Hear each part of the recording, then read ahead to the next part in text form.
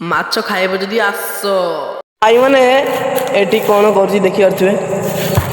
ଭାଇ ଏଠି କ'ଣ କରୁଛୁ? ଭାଇ ଏଠି କ'ଣ କରୁଛନ୍ତି? ମାଛ ଧରା ହଉଛି। ମାଛ ପଡ଼ିଛି ନା? କାହିଁ କେତେ ମାଛ ଧରିଛି ଦେଖେ। ସେଇ ବାଲ୍ଟିରେ ଅଛି କି? କାହିଁ ଦେଖେ ତ ସାଙ୍ଗମାନେ ଆପଣମାନେ ଦେଖନ୍ତୁ ମାଛ କାହିଁ ମୋତେ ଦୁଷିଛ ଦେଖନ୍ତୁ। ଏଇ ତିନିଟା ମାଛ ଧରି ନେଇଛି। ତ ମାଛ ଯଦି ଖାଇବେ ଏଇ ଭାଇମାନଙ୍କୁ କୁହନ୍ତୁ ମୋତେ ଲାଇକ୍ କମେଣ୍ଟ ସବସ୍କ୍ରାଇବ୍ କରନ୍ତୁ। ତ ଦେନେ ଏମାନେ ଆପଣଙ୍କୁ ମାଛ ଦେବେ ଧରିକି। ତବେ କେଉଁ ମାଛ? ତାଟକା ମାଛ। ଭାଇ ଆପଣଙ୍କ ମାଛ ପଡ଼ିକି ଖୁସି ଅଛନ୍ତି ନା ନାହିଁ? ହଁ ଖୁସି ଅଛି। ତ ଭାଇ ଆଉ ଗୋଟେ ଭାଇକି ପଚାରିଦିଅ, ଭାଇ ଆପଣ ଖୁସି ଅଛନ୍ତି ନା? ହଁ ଖୁସି। ଆପଣଙ୍କ କେତେ ମାଛ ପଡ଼ିଛି?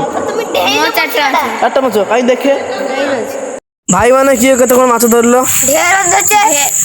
କେତେ କ'ଣ? ଢେର କେତେ ହିସାବ ନାହିଁ ତୁମର? ନା। ହଉ ତମେ କେତେ ମାଛ ଧରିଲ? ମୋର ବି ହିସାବ ନାହିଁ। ହିସାବ ନାହିଁ ତଥାପି ଗୋଟେ ମୋ ହିସାବ ଅଛି। କେତେ?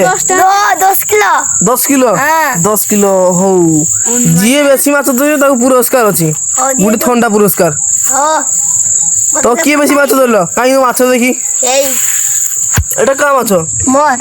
ଆଉ ତୁମ ମାଛ? ମାଛ ରଖିଦେଇ ଆସିଛ? ତାହେଲେ ତୁମକୁ ଦିଆଯିବନି, ଏଇ ଭାଇଙ୍କୁ ଦେଖାଯିବ। ଏଇ ଭାଇ ହେଲା ୱିନର, ଆଜିର ୱିନର। ପୁରସ୍କାର ନେବେ ତ?